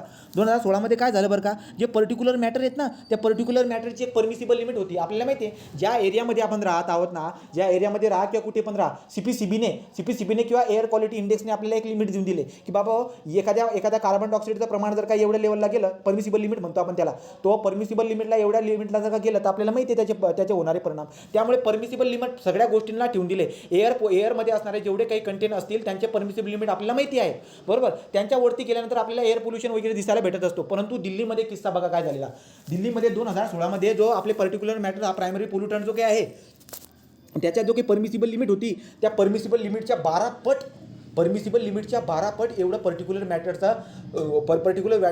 मॅटर जो आहे वातावरणामध्ये दिसायला भेटलं. लक्षात घ्या, जो पर्टिक्युलर मॅटर आपला प्रायमरी पोल्युटंट आहे दिल्लीमध्ये, त्याचं जे परमिसिबल लिमिट जे होतं त्याच्या 12 पट एवढं प्रदूषण त्या ठिकाणी झालेलं होतं. आता एवढं प्रदूषण जर का त्या ठिकाणी झालं असेल, ॲक्च्युली हे व्हॅल्यूमध्ये जरा प्रॉब्लेम वाटतोय मला. जे काही व्हॅल्यू आहे ते व्हॅल्यू तुम्ही बघून घ्या एकदा. तुम्हाला प्रॉब्लेम वाटतो, मी इथून मुद्दा उचलला काय, 12 पटचं बोललो मी. तो 12 पट परमिसिबल लेवलपैकी, लक्षात घ्या, परमिसिबल लेवलच्या 12 पट एवढं प्रदूषण त्या वातावरणामध्ये झालं आहे due to the particular matter. धुळीमुळे दिल्लीमध्ये 2016ची स्टोरी सांगतोय. ठीक आहे. So poor visibility, cancellation of the flights. तो फ्लाईट वगैरे कॅन्सल झाल्या, स्कूल बंद झाल्या, ह्याचं चालूच आहे तिथं. Few of this incidents the smoke is a made up right and particular or toxic chemical. मग त्याचे परिणाम खूप सारे दिसायला भेटतात. तो केस स्टडी केली गेली आणि याच्याबद्दल हवाला अभ्यास आपल्याला दिसायला भेटत आहे. तर लक्षात घ्या, त्या एरियामध्ये लोक जे काही आहेत ना, त्या एरियामध्ये राहणारे लोक जे शोषणामध्ये हवा घेत आहेत, तर त्यांनी केस स्टडी काय केली माहिती आहे का, की जो माणूस बिड्या फुकत नाही, तो सुद्धा ती हवा घेतल्यामुळे 50 बिड्या पितोय असा मिनिंग होतोय. लक्षात घ्या, तो दिवसामध्ये 50 बिड्या फुकतोय. तो कोणत्याही प्रकारची बिडी न फुकता जर का तो हवा जर घेत राहिला ना, तर दिवसभरामध्ये तो 50 बिड्या फुकतोय असा त्याचा मिनिंग होत असतो. लक्षामध्ये असा झाला होता किस्सा राईट.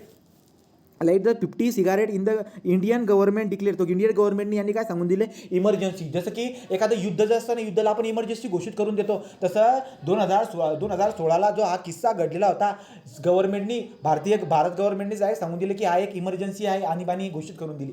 आणीबाणी घोषित करून दिली म्हणजे काय बरं का, आणीबाणी घोषित जर का केली तर याच्यावरती आता आपल्याला सक्त गोष्टी हे करावं लागतील. म्हणजे काय बरं का, तर मग सरकारने काय केलं माहिती आहे का, सरकारने खूप मोठी ॲक्शन घेतली. काय ॲक्शन घेतली, जेवढ्या काही गाड्या होत्या, गाड्या जे काही आहेत, गाड्या चालत होत्या पेट्रोल डिझेलवरती चालणाऱ्या गाड्या जे आहेत ते काय देत आहेत, तर तुम्हाला प्रदूषण करतायत. कार्बन डायऑक्साईड, कार्बन मोनॉक्साईड बाहेर वातावरणामध्ये येताना दिसायला भेटतोय. यांच्यामुळे तर ते प्रदूषण झालं आहे, जी 50 सिगारेटची आपण बात करत आहोत. तर मग गव्हर्नमेंट जो काय आहे, ते आपला जो भारतीय सरकार आहे त्यांनी काय सांगितलं, दिल्लीमध्ये सगळ्या गाड्यांमध्ये CNG गाड्या ज्या आहेत, जास्त गाड्या म्हणजे तुम्ही पेट्रोल आणि डिझेलच्या ऐवजी कंप्रेस नॅचरल गॅस जो काय आहे तो यूज करा.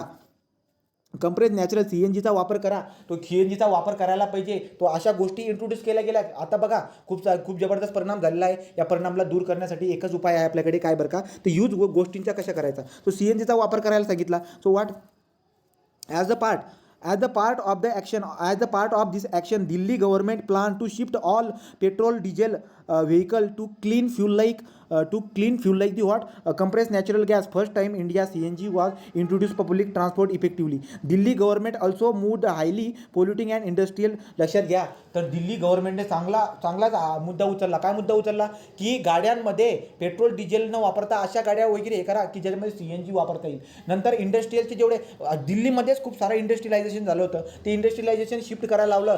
दिल्लीच्या बाहेर कुठेतरी ते तुम्ही कारखाने वगैरे असतील बाबा ते टाका, ठीक आहे, ते वाली बात. नंतर पुढे काय, burning crop residual also is cited during this air between ते 2010 ते 2019 मध्ये. काय झालं बरं का, तो 2010 ते 2019 मध्ये आपल्याला काय दिसायला भेटत असतं, जे काही लाकडं वगैरे असतात ना, हे काय याचा मिनिंग काय होते, क्रॉप रेसिड्युअल मीन्स वाट, तर जे पिकांचं रेसिड्युअल असतं, जसं की मक्का काढल्यानंतर त्याचा जे तोटा वगैरे उडतो त्याला क्रॉप रेसिड्यू वगैरे म्हणतो, त्यांचा वापर पण केला जात होता. यांचा वापराचे परिणाम पण आहे चांगल्या पद्धतीने, ठीक आहे. तो 2010 ते 2019 मध्ये यांचे वापर केले जात होते. So multiple new settlement construction activity boom, the population of the Delhi and the national capital. लक्षात घ्या, तो आपल्याला काय दिसायला भेटते, हे सगळे दिल्लीमध्ये जो किस्सा घडला आहे बात ते सांगताय. तर त्यांनी काय सांगितले बघा, अजून काय मेन्शन केले, 2001 पासून 2011 पर्यंत लोकसंख्येची वाढ जर बघितलं गेलात तर 16.6 मिलियन. मी तुम्हाला चॅप्टरच्या सुरुवातीला सांगितलं होतं, काय सांगितलं होतं माहिती आहे का, की पूर्ण भारताची लोकसंख्या 10 वर्षामध्ये फक्त 2 मिलियन एवढीच वाढत होती. आता तर बघा 2 मिलियन एवढीच वाढत होती तेव्हाची बातमी करतोय. परंतु आता जर बघायला गेलात तर 2001ला 16.6 मिलियन एवढी लोकसंख्या होती, पण 2011ला 46.6 मिलियन एवढी लोकसंख्या फक्त दिल्लीचीच झाली. आणि एवढी लोकसंख्या झाल्याची परिणाम तुम्हाला दिसायला भेटणार आहे. लोकसंख्या जर वाढली तर energy consumption is more, and energy consumption is more than the what waste is what more. आणि वेस्ट जर का मोर असलं तर आपल्याला दिसायला भेटणार आपले प्रदूषण जे काही आहे जास्त प्रमाणामध्ये आपल्याला दिसायला भेटणार आहे, ठीक आहे. तो पुढे काय बरं का, दिल्ली गव्हर्नमेंट टूक स्टेप, हे आपल्याला दिसायला भेटेल. हा किस्सा आपण पुण्यामध्ये पण यूज केलेला दिसायला भेटतो. ऑड इवन म्हणजे काय, गाड्याचे नंबर वगैरे असतात मे बी ते, तर गाड्यांचे नंबर गाडीचा नंबर जर का ऑड असेल तर तो या दिवशी चालेल, नंबर जर का इवन असेल तर या दिवशी चालेल. तर अशा पद्धतीने दिल्ली गव्हर्नमेंटने हा रूल यूज केला की गाड्यांमुळे हे प्रदूषण घडत आहे, त्यामुळे एवढ्या गाड्या खूप मोकार गाड्या झाल्यात, तर या दिवशी हे गाडी चालतील, दुसऱ्या दिवशी त्या गाड्या चालतील. कोणत्या, इवन नंबर, ऑड नंबर, अशा पद्धतीचे जे काही आहे त्यांनी योजना वगैरे काढल्या होत्या. मीन्स वाट, असं केल्यानंतर सगळं नीट होईल बा, अशा पद्धतीने, ठीक आहे. तर प्रदूषण दूर करण्यासाठी खूप साऱ्या गोष्टी आपल्याला त्यांनी केलेल्या दिसायला भेटतात.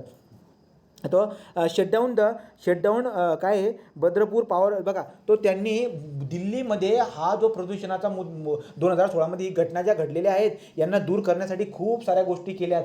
CNGची वापरा, इंडस्ट्री इकडून तिकडे फेका बाबा, दिल्लीच्या बाहेर टाका. हे नंतर अजून काय करा बरं का, गाड्या ज्या मोकार चालतात या गाड्यांचे जे काही आहे गाड्यांचं प्रमाण खूप जास्त झालेलं आहे. एका दिवसामध्ये इवन नंबरवाल्या, दुसऱ्या ऑड नंबरवाल्या. नंतर भद्रापूर पॉवर प्लांट जो आहे त्याच्यामुळे सुद्धा हा परिणाम होत होता. तर भद्रापूर पॉवर प्लांट सुद्धा काय करून टाकला आहे, तो इन विंटर वेअर शटडाऊन करून टाकला होता भद्रापूर पॉवर प्लांट. सम स्टेप टेकन 2016. लक्षात घ्या, तर अशा पद्धतीने आपल्याला दिसायला भेटतात की 2016मध्ये असे खूप सारे जे काही आहे, ही कशाची बात होती, केस स्टडी कुठली होती, ही केस स्टडी कुठली केली की 2016मध्ये. तर 2016च्या वेळेस या सगळ्या गोष्टी करण्यात आल्या, ठीक आहे.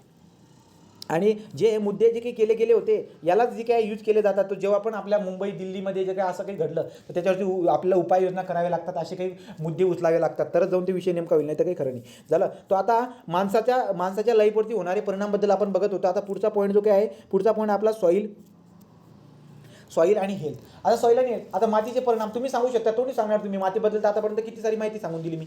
मातीमध्ये काय होते, मातीमुळे लक्षात घ्यायला पाहिजे की मातीमुळे पिकं जन्मास येत आहेत. पिकं जे आहेत आपण वापरत असतो, आपल्या ऊर्जेसाठी आपण पिकांना वापरत असतो, आपण एनर्जी कंझ्युम म्हणून आपण पिकांना वापरत असतो. परंतु ती माती जर का ॲसिडिक असेल, ती माती जर का ॲक्च्युली ॲसिडिक सोडून द्या आपण बात, ती माती जर का समजा तुम्ही जास्त कीटकनाशकं आणि जर का तुम्ही जास्त जर का फर्टिलायझरचा वापर जर केला तर ती माती काही कामाची नाही आहे. ती मातीमधून येणाऱ्या त्याच्यामध्ये बी ताकद नाही आहे ना, त्या मातीमध्ये ताकद आहे, त्याच्यामधून निघणाऱ्या त्या पिकांमध्ये पण ताकद नाही, आणि त्या पिकांमध्ये ताकद नाही तर आपल्यामध्ये पण ताकद नाही. तो कोणी चरपट मारली तरी जागेवरती पडून जाणार आपण, राईट. तो हे कशामुळे घडतं, हे सगळं सॉईलमुळे. तो सॉईल बेसिक जो काय आहे तो सॉईल जे काय, health is a deteriorate due to the what, contaminated floods, foods which result due to the in operate agriculture. बरोबर आहे. तर शेती जर का व्यवस्थित पद्धतशीर जर का तुम्ही शेती व्यवस्थित जर का केली गेली नाही, पद्धतशीर जर शेती केली गेली नाही, तर त्याच्यामधून निघणारे पिकं जे आहेत ते पण व्यवस्थित उगणार नाही, आणि त्याच्यापासून आपल्याला भेटणारे जे काय आहे ते पण आपल्या आरोग्यावरती त्याचे परिणाम आपल्याला दिसायला भेटत असतात.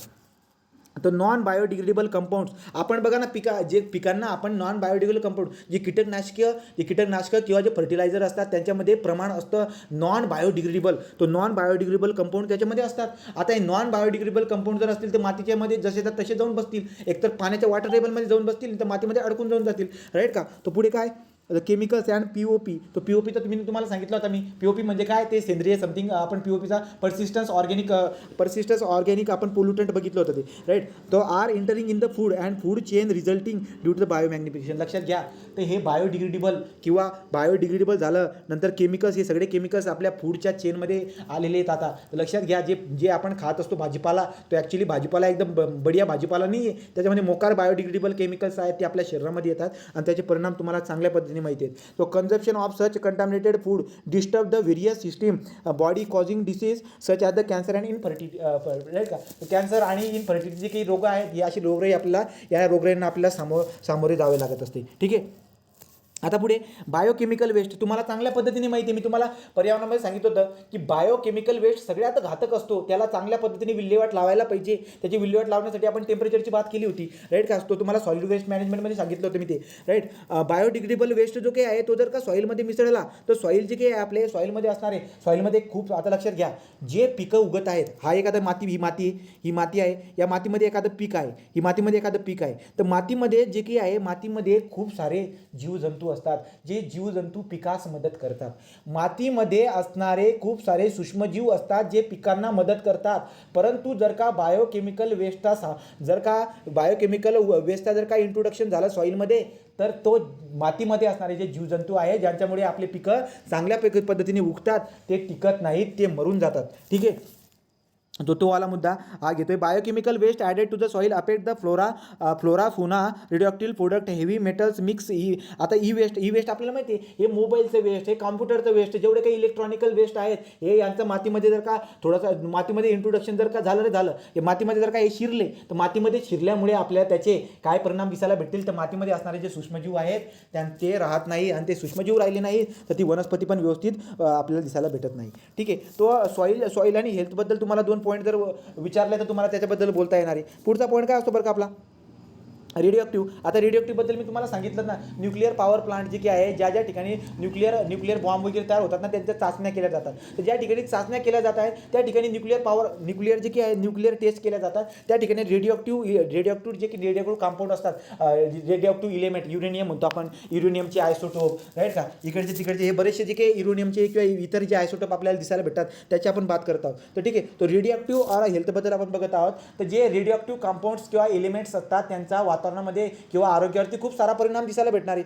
आता हे रेडिओ कुठून जनरेट होत असतात, तर रेडिओ जनरेट होण्यासाठी तुम्हाला माहिती आहे, ज्या ठिकाणी चाचण्या होत असतात, कशाच्या चाचण्या, तर न्यूक्लिअरच्या चाचण्या ज्या ठिकाणी होत आहेत, किंवा ज्या ठिकाणी युद्ध वगैरे होता बघा, युद्धाच्या ठिकाणी काय घडत असतं, लोक जे आहेत ना, न्यूक्लिअर जे बॉम्ब असतात ना, ते टाकून देतात. मी आपण याची बात केली होती. तर त्या ठिकाणी तो जो एरिया आहे, ज्या ठिकाणी रेडिओ चाचण्या वगैरे होतात, किंवा युद्ध वगैरेच्या ठिकाणी जर का असलं, जर यूज केलं ना आपण काही, तर त्या ठिकाणी मला काय दिसायला भेटत असतं, radio nuclear plant destroy the environmental, तो त्या ठिकाणचा एरिया सगळा खराब होताना आपल्याला दिसायला भेटतो. खराबी कोणत्या प्रकारची होत असते याचा परिणाम सुद्धा तुम्हाला सांगितला होता मी. काय जन्मास येणारी जी बाळं असतात ते बाळं जे काही आहे ते बाळं तुम्हाला चांगल्या पद्धतीने त्यांचा ऑर्गन जो आहे, कोणता ऑर्गन कसा तर कोणता ऑर्गन कसा, लुळा पांगळा आपल्याला जो काही जन्माला येताना दिसायला भेटत असतो. तर युरेनियम 235, नंतर स्ट्रॉन्टियम 90, आयोडीन 121 131, नंतर हे सेसियम 100, हे आयसोटोप आहे त्यांचे, हे इलेमेंटचे आयसोटोप आपल्याला दिसायला भेटत असतं. Are major radio pollutant release in the environment due to the different activity.